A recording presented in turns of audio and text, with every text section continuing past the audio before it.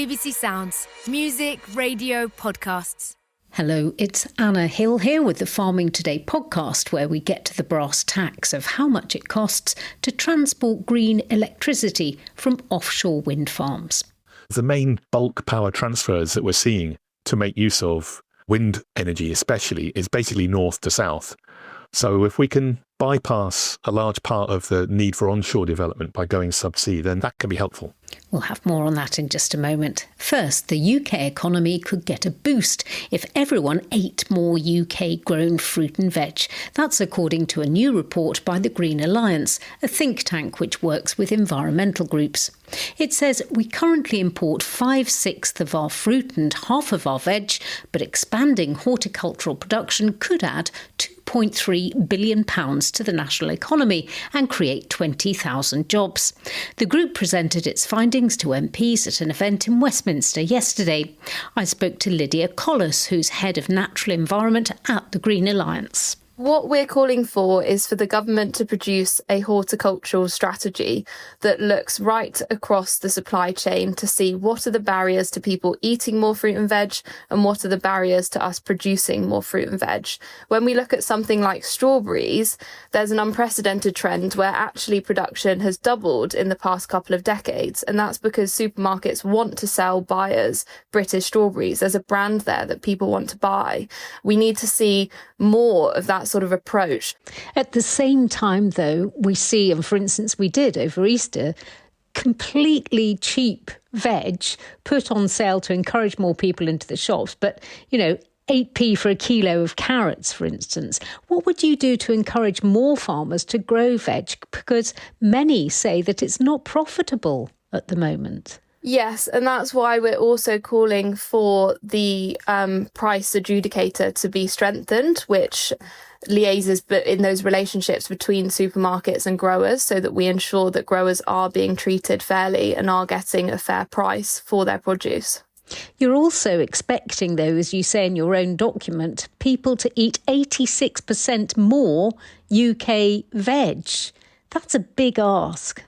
So the 86% is what needs to happen for people to meet dietary guidelines. And in the government's recently announced food strategy, we are expecting them to be looking at what we need to do in order to get people eating healthily. There would have to be a change of land use as well, though, wouldn't there? Digging up thousands of acres of pasture to grow veg instead of having meat production on there, that would release tons of carbon, wouldn't it? Is this really the right way to go? So it's probably not pasture that's going to be most suitable for this expansion. It's likely arable land already that is better suited. Well, where would you find the land? So we could find all of the land that we need to meet this 86% increase in fruit and veg production just from the area that's currently being used to grow crops for bioenergy. We're using more than 100,000 hectares a year to grow that fuel at present, and just that area alone would be enough to increase our fruit and veg production by 86%. So you're expecting there to be a wider change, aren't you, to release the land to grow this extra veg? It's less than 1% of the UK's farmed area that we're talking about here, so it's not an absolutely huge amount. But at present, the government have just been consulting on their land use framework. We're asking for the final consultation to look at where in the country could we expand fruit and veg production. This is really important because it's such a valuable bit of UK agriculture. It generates about 1/6 of the value despite using less than 1% of our farmland. Your report also talks about creating more than 20,000 jobs, but the horticulture sector struggles to find skilled workers now. Where would that workforce come from? Yeah, I think that's a really important question that we haven't dug into as part of this work, but would be a key part of that horticulture strategy that we're asking the government to look at. That's where I think we need this concerted effort to look right across the supply chain and unblock those barriers. Lydia Collis from the Green Alliance. All week we're looking into pulses. These are the high-protein dried seeds of leguminous plants. Most of us do eat some pulses, maybe peas or beans or lentils, but they make up a major part of animal feed, and that's usually soya, mostly from South America, where the rainforest is often cleared for land to grow it. There's a big drive now to replace soya protein in animal feed, and research into replacing it with UK-grown pulses is underway. The Nitrogen Climate Smart programme is a project which is looking at replacing imported soya with homegrown pulses, and as part of it, the British On-Farm Innovation Network, or BOFIN, is running trials on farms. Sam Grist visited one of those farms, Welford Estate, near Newbury in Berkshire, where he spoke to the farm manager, Rob Waterston. So we're looking at a crop of winter beans drilled in November, and they're just now starting to really wake up with this sort of warmer spring now. They're just starting to sort of extend. We're looking to establish a diverse, long, sustainable rotation. So these are a break crop. It allows us to use different chemistry in our rotation to control the weeds, particularly blackgrass. They fix nitrogen, leave some nitrogen in the soil, and then we shall come in here in the autumn and establish a crop of winter wheat, which will access some of that free nitrogen in the soil. So I'm just going to try and dig a plant up without damaging it, and we'll just see if we can identify the nodules. So these are kind of white, they almost look like sort of baby teeth on the end of the... Yeah, a little white sort of little nodule. And they're fixing the nitrogen into the soil. Nitrogen, yeah. There we are, look. See like a pinky colour inside there. That's a good sign. And where do these beans go after you harvest them? Well, in an ideal world, if they were good enough, we'd like to get them into the human food chain. We don't always make that spec, so they end up going into the animal food chain, I would suspect. There are a lot of advantages of feeding UK-grown pulses to livestock. Why aren't more farmers doing it? They are very temperamental in guaranteeing you're going to get or make money out of them, because some years they can be very good and other years they can be a disaster. So here we are now in the one of our grain stores. There's probably about 30 tonne of beans here. This is all we've got left for harvest 24. It's kind of tiny sort of dune of beans, yeah. Yeah. So there you go. So you harvest these dry in the field? These will come straight from the field. We can condition them, blowing some air through them in the wintertime just to keep them cool, keep the bugs out, and then as and when the feed mills call for them, we just load them onto lorries. Tom Allen-Stevens is the Managing Director of the British On-Farm Innovation Network. As part of the Nitrogen Climate Smart programme, they are running pulse trials on farms, including Rob Waterston's. Well, it's a 4-year programme. We've got 17 industry partners. It's a £5.9 million DEFRA-funded project. And the main aim of it is to try to move away from the dependency that the livestock industry has on soya. And there are two ways that we're doing that. First of all, we're trying to raise the amount of homegrown pulses. Currently, it's about 5% of the arable area. We're looking to raise that to 20%. And we're also looking to raise the amount of homegrown pulses used in livestock feed and help people switch away from soya, which is much worse for the environment. It's all imported from places like South America. And we're not going to do that over the 4 years of the project. We're not going to get everyone to shift. But what we're hoping to do is to set up the systems, get the data, importantly from farm trials, to show that if we did that, then we can get some really quite staggering results in terms of carbon emissions. We reckon that by doing that, we can achieve a reduction over the whole country of about 3.4 million tonnes of carbon dioxide equivalent every year.